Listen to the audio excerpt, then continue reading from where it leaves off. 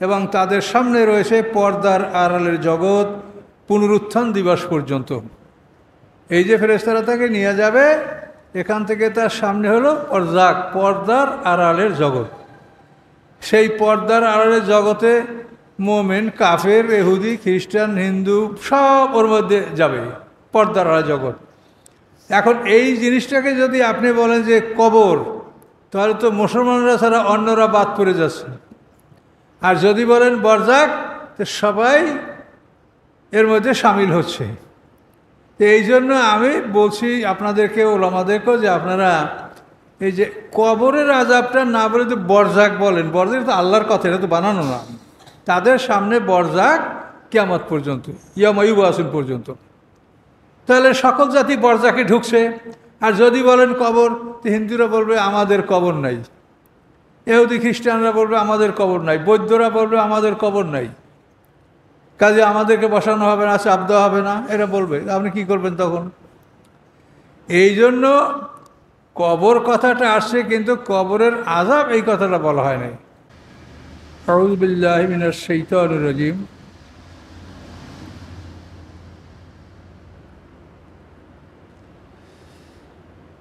ওয়াকুর রব্বে আউযু বিকা মিন হামাযাতিশ শায়াতিন ওয়া আউযু বিকা রব্বে আন ইয়াহদুরুন।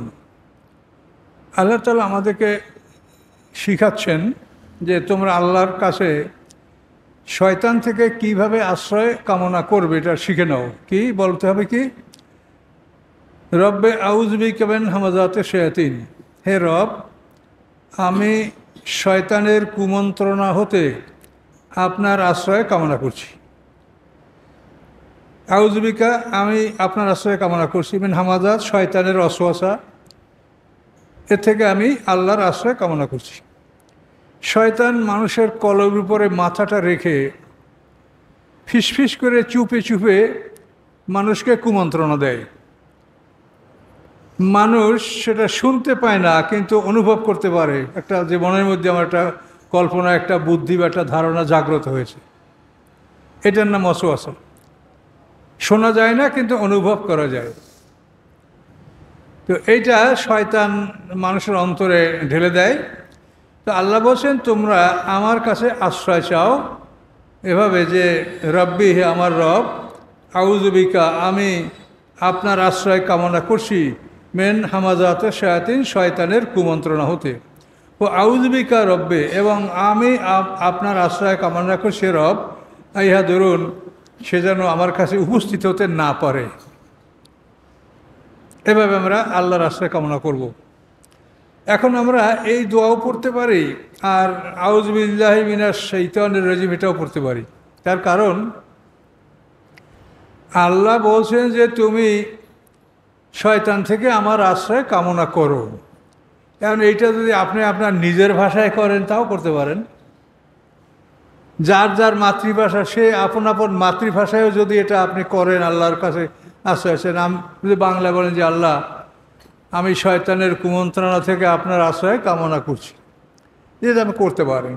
তবে কোরআনের আয়াত ব্যবহার করলে আপনার একটা অতিরিক্ত লাভ, সেটা হলো যে প্রত্যেকটা অক্ষরে অক্ষরে আপনি নেক পাবেন, এটা কোরআনের আয়াত। কিন্তু অন্যভাবে আপনি বললেও হবে, কিন্তু কোরআনের আয়াতে এই ব্যবধানটা লেখা নেই যে আপনি অক্ষরে অক্ষরে নেক পাবেন যদি কোরআনের আয়াতে যেটা আছে ওইটা যদি বলেন।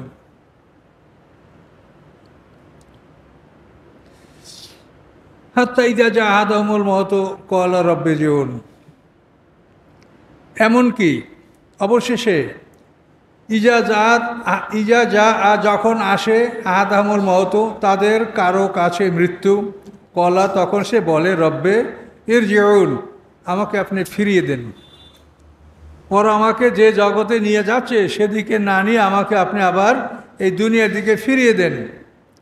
লাল্লি আমালু সলেহান, সম্ভবত আমি ভালো কাজগুলি করব, ফিমা তারাক্তু, উহার মধ্যে যা আমি এতদিন ছেড়ে দিয়েছিলাম। এর যাবে আল্লাহ বলবেন কাল্লা, এটা কখনোই হবে না। তোমার যে নির্ধারিত সময়, এই সময় তোমার শেষ হয়ে গেছে। এখন তুমি বলছো যে আমাকে পৃথিবীতে ফিরিয়ে দেওয়া হোক, আমি ভালো কাজগুলি করব, এটা হবে না। এবং মৃত্যুর সময় সকল কাফেররাই এই আবেদনটা আল্লাহর কাছে জানাবে। দেখেন আমাদের জীবনে যা ঘটবে সব প্রশ্ন আউট, এই প্রশ্নের উপরেই আপনার পরীক্ষা হবে। এখন আউট করা প্রশ্ন যদি আমরা ফেল করি, এটা দুঃখজনক ব্যাপার। পৃথিবীর কোনো পরীক্ষার প্রশ্নপত্র ফাঁস হয়ে গেলে তার দ্বারা আর পরীক্ষা নেওয়া হয় না। আর আল্লাহ তার সব প্রশ্ন ফাঁস করে দিচ্ছেন যে এভাবে তোমাদের হবে, তোমাদের মৃত্যুর সময় এই অবস্থার সম্মুখীন তোমরা হবে। তখন প্রত্যেকটা কাফের বললে, আল্লাহ আমাকে ফিরিয়ে দেন, ওই ফেরেশতারা আমাকে অন্য জগতে নিয়ে যাচ্ছে। লাল্লি আমালু সালেহান, সম্ভবত আমি ভালো কাজগুলি করব, ফিমা তারাক্ত, ওই সমস্ত বিষয় যা আমি ছেড়ে দিয়েছিলাম। আল্লাহ জবাব বলেন, কাল্লা, কখনোই না, আর হবে না। ইন্না কালেমাতুন হুয়া কাইলুহা, এটা একটা বাক্য যা তারা এটা বলবে, এটা একটা বলারই কথা যা তারা বলবে। সব কাফেররা মৃত্যুর সময় এই কথা বলবে যে আমাকে ফিরিয়ে দিন, আমাকে ওরা নিয়ে যাচ্ছে, আমাকে দুনিয়ায় ফেরত দিন। তো আল্লাহ বলেন এটা একটা বলার কথা সবাই বলবে। অমে ওরাহিম বারজাকুন ইলা ইয়াউম ইউবাসুন, এবং তাদের সামনে রয়েছে পর্দার আড়ালের জগৎ পুনরুত্থান দিবস পর্যন্ত। এই যে ফেরেশতারা তাকে নিয়ে যাবে, এখান থেকে তার সামনে হলো পর্দাক, পর্দার আড়ালের জগৎ। সেই পর্দার আড়ালের জগতে মোমেন, কাফের, ইহুদি, খ্রিস্টান, হিন্দু সব ওর মধ্যে যাবে, পর্দার আড়ালের জগৎ। এখন এই জিনিসটাকে যদি আপনি বলেন যে কবর, তাহলে তো মুসলমানরা ছাড়া অন্যরা বাদ পড়ে যাচ্ছে। আর যদি বলেন বরজাক, তো সবাই এর মধ্যে সামিল হচ্ছে। এই জন্য আমি বলছি আপনাদেরকে, ওলামাদেরকেও, যে আপনারা এই যে কবরের আযাবটা না বলে তো বরজাক বলেন। বরজাক তো আল্লাহর কথা, এটা তো বানানো না। তাদের সামনে বরজাক কিয়ামত পর্যন্ত, ইয়াউম ইউবাসুন পর্যন্ত। তাহলে সকল জাতি বরজাকে ঢুকছে। আর যদি বলেন কবর, তো হিন্দুরা বলবে আমাদের কবর নাই, ইহুদি খ্রিস্টানরা বলবে আমাদের কবর নাই, বৌদ্ধরা বলবে আমাদের কবর নাই, কাজে আমাদেরকে বসানো হবে না, চাপ দেওয়া হবে না, এরা বলবে। আপনি কি করবেন তখন? এই জন্য কবর কথাটা আসছে, কিন্তু কবরের আযাব এই কথাটা বলা হয় নাই। কবর, কোরআন যে দেশে নাযিল হয়েছে সে দেশে কবর ছাড়া কিছু ছিল না। সে দেশের মোমেনদেরকেও কবর দেওয়া হতো, কাফেরদেরকেও কবর দেওয়া হতো। সে দেশের মানুষেরা কবর ছাড়া অন্য কিছু এটা তারা করতো না। এবং সে দেশের যারা মোরশেক, তারা যে মোরশেক আর এখন পৃথিবীতে যে মোরশেক, এটা একটা ব্যবধান আছে। এখন পৃথিবীতে যারা মোরশেক, তারা সন্তানদের নাম রাখে কি দেখেন, লক্ষ্মী নারায়ণ, লক্ষ্মী নারায়ণ, কার্তিক, ঈশ্বেশ্বর, বিশ্বেশ্বর, যজ্ঞেশ্বর, এইসব নাম রাখে। কিন্তু আল্লাহ রসুলের জামানায় যারা কাফের ছিল, তাদের সমাজে এইরকম একটা নামও আপনি পাবেন না। ওলীদ ইবনে মুগিরা সর্বশ্রেষ্ঠ কাফের। আবু জাহেল, তার নাম কি? আমর ইবনে হিশাম। তার ভাইয়ের নাম কি? হারেস ইবনে হিশাম। আবু বকর সিদ্দিকের যে নাম রেখেছে, তার বাবা মা কি সে সময় মুসলমান ছিল? ওমর ফারুকের যখন তার বাপ মায়ের নাম রাখছে, তখন ওমরের বাপ মা কি মুসলমান ছিল? হযরত আলীর বাপ কি মুসলমান ছিল? তাহলে আরবের লোকেরা যে মোরশেক, সেটা কিন্তু এই মোরশেকদের মতো না, এই মোরশেকদের মতো না। এবং ওইটা আমাদের সাথে মিলবে যে আমরা রোজা নামাজ সবই করি, কিন্তু শিরক করি। এটা আল্লাহ সূরা ইউসুফে পরিষ্কার আল্লাহ বলছেন, ওমা ইউমিনু আকসারুহুম বিল্লাহি ইল্লা হুম মুশরিকুন, যে তারা অধিকাংশই আল্লাহর প্রতি ঈমান আনে, সাথে সাথে তারা মুশরিক। ঈমান আমরা আনছি, কিন্তু সাথে সাথে মুশরিক।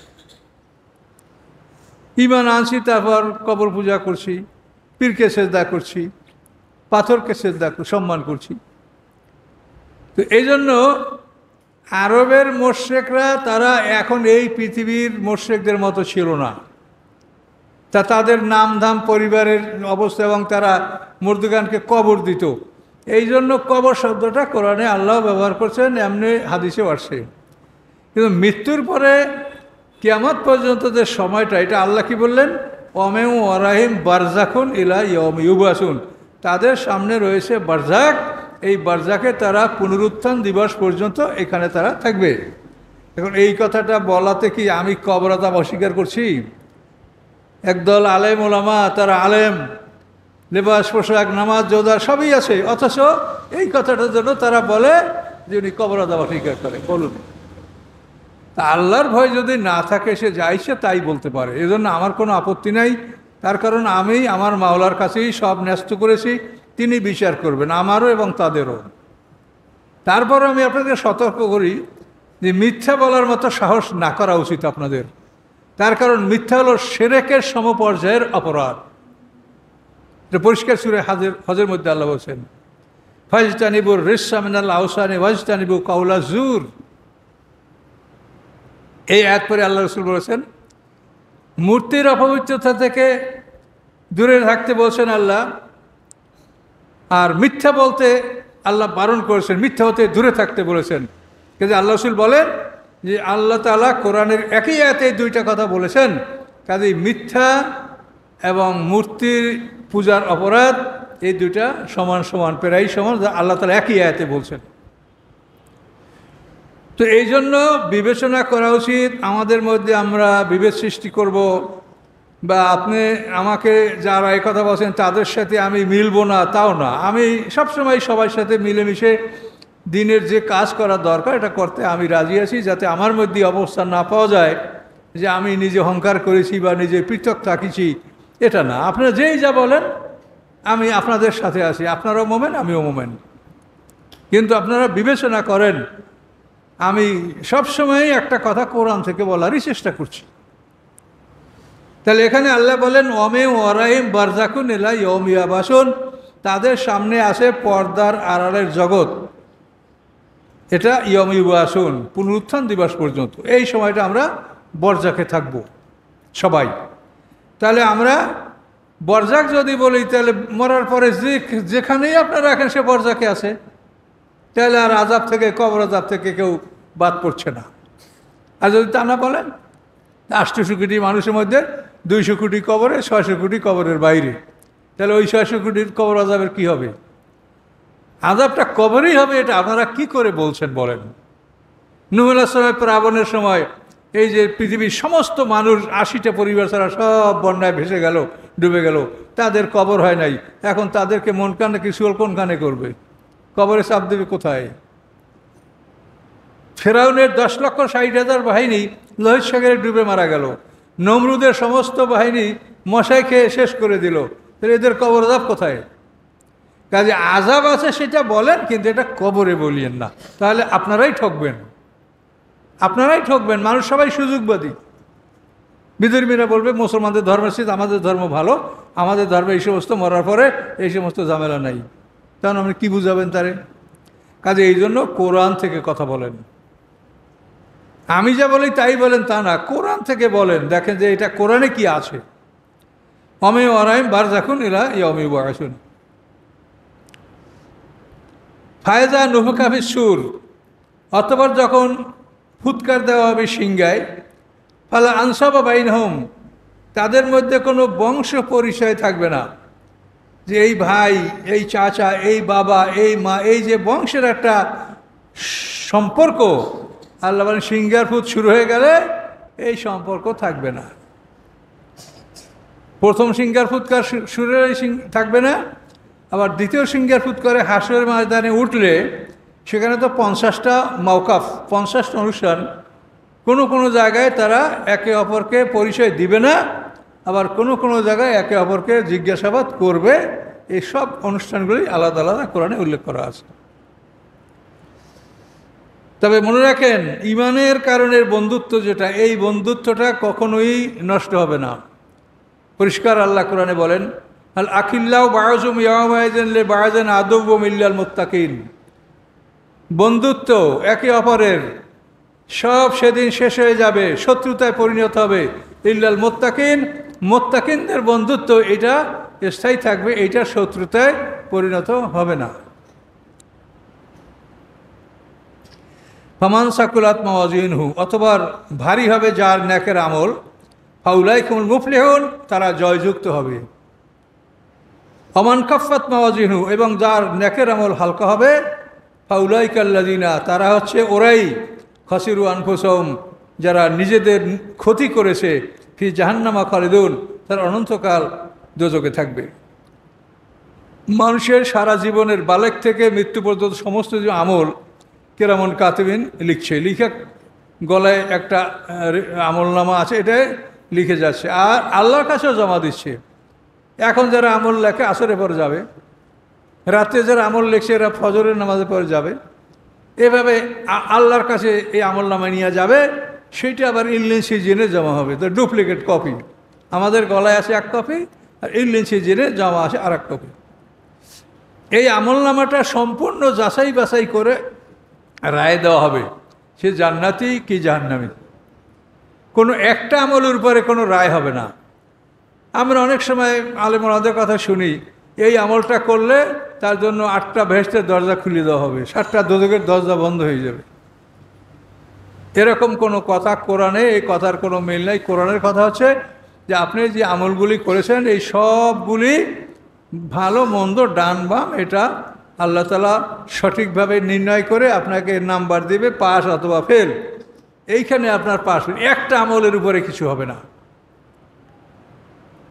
যাই করেন আপনি, সমস্ত আমলগুলি লেখা হচ্ছে এবং এগুলি আল্লাহর কাছে জমা হবে। বিচারের দিনে এগুলি আল্লাহর কাছে উপস্থাপন করা হবে এবং এগুলি দেখে আল্লাহ তাআলা রায় দিবেন সমস্ত আমলের উপরে, একটার উপরে না, সবগুলি একত্রিত করে। তালফাউ উজুহাহু মুন্নার, তাদের চেহারাগুলি জ্বালিয়ে দেবে আগুন, আগুন তাদের মুখমণ্ডলগুলি জ্বালিয়ে দেবে। অহমফিয়া কালেহুন, এবং তারা সেখানে থাকবে বিভৎস চেহারায়, খারাপ চেহারা।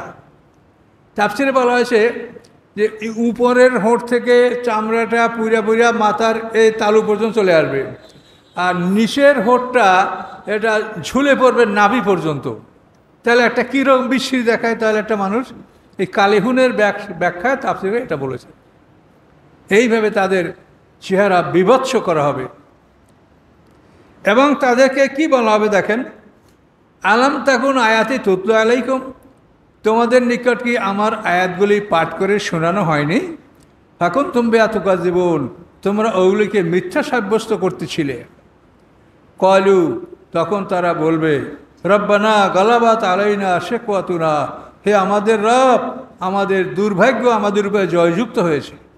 অকুন্না কওমান দাল্লিন, এবং আমরা ছিলাম পথভ্রষ্ট জাতি। এটা আল্লাহর কাছে তখন স্বীকার করবে। স্বীকার করে কি বলবে, রব্বানা আখরিজনা মিন্না ফাইন উদনা ফাইন্না যালিমুন, হে আমাদের রব, আমাদেরকে এখান থেকে বের করুন, আমরা যদি আবার এই কাজে ফিরে আসি তাহলে আমরা জালিম হব। দোজখে যাওয়ার পরে দোজখীরা কতবার আল্লাহর কাছে ফরিয়াদ করবে সে আয়াত কটা আমি এখানে তুলে নিয়ে আসছি। তো এখানে আল্লাহ বললেন, ওরা কি বলবে, রব্বানা আখরিজনা মিন্না, হে আমাদের রব, এখান থেকে আমাদেরকে বের করুন, ফাইন উদনা ফাইন্না যালিমুন, আমরা যদি পুনরায় এই কাজে ফিরি, এই পাপের দিকে ফিরে আসি তাহলে আমরা জালেম হব। এই কথা বলার পরে বহুকাল সময় পার হয়ে যাবে, বহু বছর পার, কোনো উত্তর আসবে না। শেষ পর্যন্ত আল্লাহর পক্ষ থেকে উত্তর আসবে। আল্লাহ বলবেন, কলাক সৌফিয়া ওলা তুকাল্লিমুন, তোমরা অপমানিত অবস্থায় এখানে থাকো, তোমাদের সাথে কথা বলা হবে না। এইটা হলো জাহান্নামীদের সর্বশেষ আবেদন প্রত্যাখ্যান। এর আগে পরে কি আবেদনগুলো করবে সেটা শোনেন। দেখেন সূরা যুখরুফের ৭৭ নম্বরে এতে আছে, ও না দাও ইয়া মালিকো, তারা ডাকবে, মালেক হলো দোজখের প্রধান ফেরেশতা মালেক, তারা ডাকবে, হে মালেক, লিয়াক যে আলাইনা রাব্বুকা, আপনার রব আমাদের মৃত্যুদান করুক, আমাদেরকে মেরে ফেলুক। কল ইন্নাকুম মাকিসুন, তখন মালেক ফেরেশতা বলবে, 40 বছর পরে জবাব দিবে, তোমরা এখানেই থাকবে। এই আবেদন। পরে আর এক আবেদন দেখেন, এটা হলো সূরা গাফিরের 49 এবং 50 নম্বর আয়াত। অকাল আল্লাযিনা ফিন্নারি লিখাজানাতে জাহান্নাম, বলবে তারা যারা আগুনের মধ্যে রয়েছে, লিখাজানাতে জাহান্নাম, জাহান্নামের দারোগার কাছে। কি বলবে, উদু রব্বাকুম, তুমি ডাকো, তুমি বলো তোমাদের রবকে, কি করবে, ইউখাফিফ আন্না ইয়াওমান মিনাল আযাব, সেজন্য আমাদের থেকে একদিনের শাস্তিটা কমিয়ে দেয়। এই একদিনের শাস্তি কমানোর জন্য হে জাহান্নামের দারোগা, তুমি আল্লাহর কাছে বলো। তখন তারা কি বলবে? কলু আওয়ালাম তাকু তাতিকুম রসুলুকুম বাইয়িনাত, তোমাদের কাছে কি উজ্জ্বল প্রমাণসহ রাসূলগণ আসতেছিল না? কলু বালা, তারা বলবে হ্যাঁ আসতেছিল। কলু, তখন ফেরেশতারা বলবে, জাহান্নামের দারোগারা বলবে, ফাদু, ডাকতে থাকো, ওমা দুআউল কাফিরিনা ইল্লা ফি দালাল, এই কাফেরদের আহ্বান, কাফেরদের ডাক বিফল হওয়া ছাড়া আর কিছু হবে না, এটা তারা বলবে। এরপরে আরো কি বলবে দেখেন, অহম ইয়াস্তারিখুনা ফিহা, এটা হলো সূরা ফাতিরের ৩৭ নম্বর আয়াত।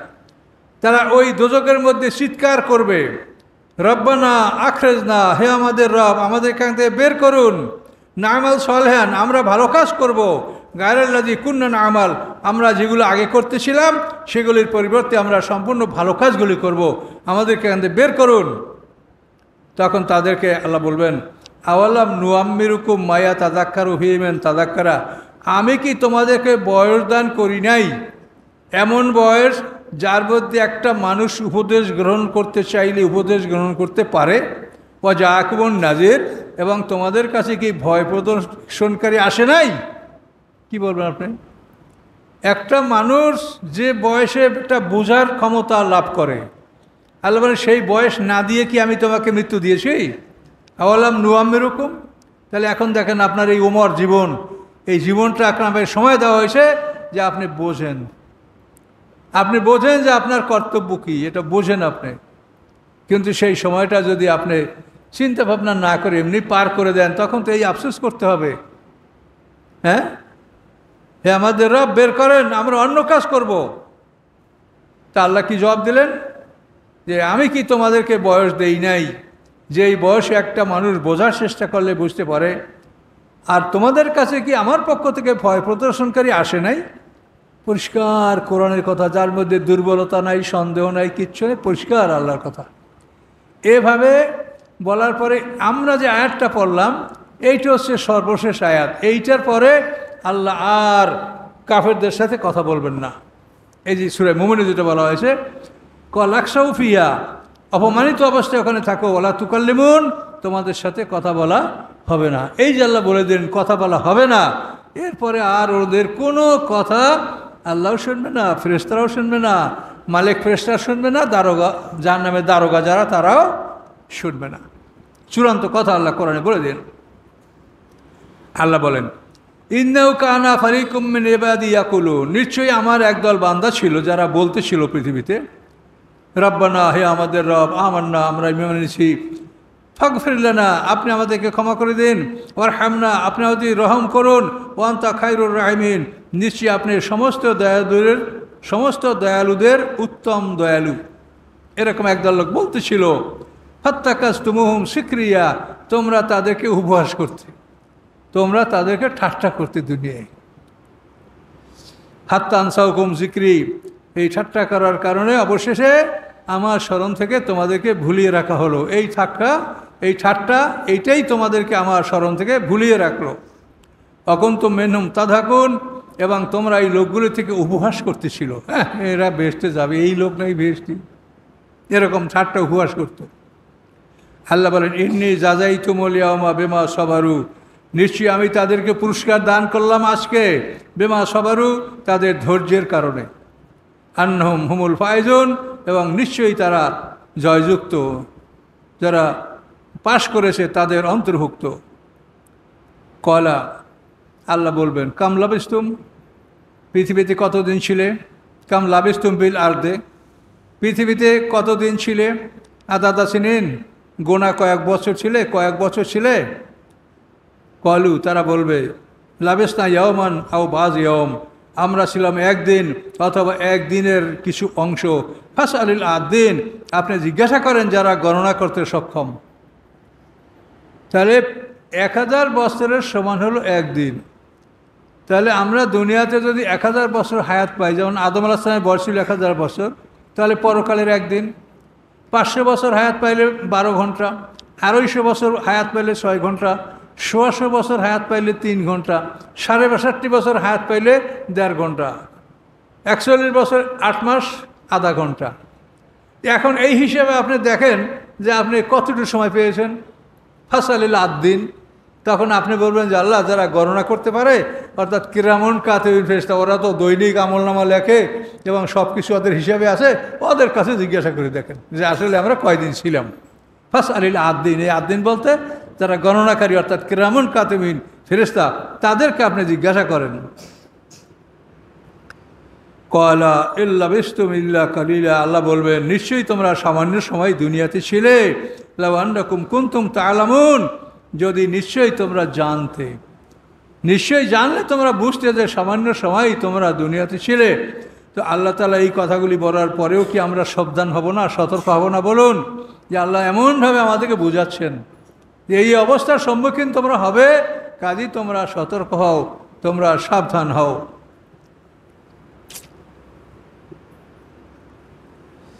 আফা হাসিবতুম, আল্লাহ বলেন তোমরা কি ধারণা করেছ, আন্নামা খালাকনাকুম আবাসা, যে নিশ্চয়ই আমি তোমাদেরকে সৃষ্টি করেছি বেহুদা, কোনো উদ্দেশ্যহীন, এমনি সৃষ্টি করেছি তোমাদেরকে আমি। ওয়ান্নাকুম ইলাইনা লা তুরজাউন, এবং নিশ্চয়ই তোমরা কি আমার কাছে ফিরে আসবে না, আমার কাছে কি তোমাদেরকে প্রত্যাবর্তিত করা হবে না, এটা কি তোমরা ধারণা করেছ? এটা ধারণা করা ঠিক হবে না। তার কারণ এই পৃথিবীর জলে, স্থলে, শূন্যে সমস্ত নেয়ামতগুলি দেখেন আমরা মানুষে ভোগ করি, কোনো প্রাণী আল্লাহর এত নেয়ামত ভোগ করে না। দেখেন, কাজে আমাদেরকে এত সুখ শান্তি, এই যে আমরা দালান কোঠায় বসবাস করছি, বিল্ডিংয়ে আছি, তারপরও ফ্যানে না হইলে এসি, কত সুখ সুবিধা আমরা ভোগ করছি। অন্য প্রাণীরা কী করছে? তাদের এরকম কোনো সুবিধা সুযোগ আছে? নাই। এই জন্য আল্লাহ বলেন যে তোমাদেরকে আমি সুন্দর করে সৃষ্টি করেছি, এমনভাবে জ্ঞান দান করছি যে পৃথিবীর হাতিকেও তোমাদের একটা বাচ্চা একটা হাতি নিয়ন্ত্রণ করে। তোমাদের জ্ঞানের বলে তোমরা এতখানি তোমরা ক্ষমতার মালিক হয়েছ যে জঙ্গলের বাঘ, সিংহ, সেগুলিকেও তোমরা আয়ত্ত করছো এবং তোমাদের কথা সেগুলি শুনছে। তোমাদেরকে আমি এত জ্ঞান, বুদ্ধি, ক্ষমতা দান করে সৃষ্টি করেছি কি বেহুদা? আল্লাহ বলছেন না, তোমাদের দ্বারা আমার একটা উদ্দেশ্য আছে। সেটা কি? সেটা হলো যে আমি যে আল্লাহ, এই বিশ্বজগৎ যে আমার, এইটা শ্রেষ্ঠ যে আমি, এইটা তোমরা সমস্ত সৃষ্টিকুলের মধ্যে প্রচার করবে। এইটা তোমার চাকুরি। এইটা করলে তোমাদেরকে আমি এখান থেকে নিয়ে যাব, আরও বড় উন্নত জায়গায় তোমাদেরকে স্থান দিব। আর যদি আমার এই চাকরি না করো, তা তোমাদের জন্য আমি দোজক তৈরি করে রেখেছি, সেখানে আমি তোমাদেরকে ঢুকাবো। এটা তার ইচ্ছা। কি করবেন আপনি? এর উপরে আল্লাহর ইচ্ছের উপরে আমাদের কোনো হাত আছে?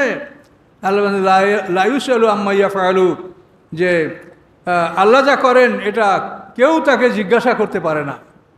হুম ইউসালুন, এবং সবাইকেই জিজ্ঞাসাবাদ করা হবে, কিন্তু আল্লাহকে কেউ জিজ্ঞাসাবাদ করতে পারে না। কাজে এটা আল্লাহর ইচ্ছা। তিনি সৃষ্টি করেছেন, এই মানুষকে দায়িত্ব দিয়েছেন যে তার পরিচয় সারা পৃথিবীতে আমরা ছড়িয়ে দেব। এজন্য তিনি নবী পাঠিয়েছেন, রাসূল পাঠিয়েছেন এবং সুসংবাদ দিয়েছেন যে আমার এই কাজ করতে তোমাদের ক্ষতি হতে পারে, তোমাদের ক্ষতি হতে পারে, তোমরা জখম হতে পারো, তোমরা মৃত্যুবরণ করতে পারো, শাহাদাত বরণ করতে পারো। এগুলি করলে তোমরা আরও বড় পুরস্কার পাবে। তুমি যদি শাহাদাত বরণ করো, তার মানে এই নয় যে তোমার জীবনের সমাপ্তি ঘটল, বরং তুমি এই নশ্বর জগৎ, এই অবিনশ্বর জগতে তুমি অনেক পুরস্কার সহ তুমি সেখানে আমার কাছে আসবে, আমি দিব তোমাকে সব। এই কথাগুলি আল্লাহর সত্য, এর নাম ঈমান।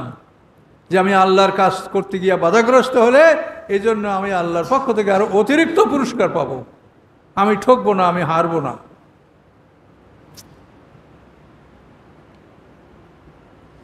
ফাতাআলা আল্লাহুল মালিকুল হক, সবার ঊর্ধ্বে, সবার উপরে আল্লাহ তাআলা আল মালিকুল হক, প্রকৃত বাদশাহ, প্রকৃত রাজা।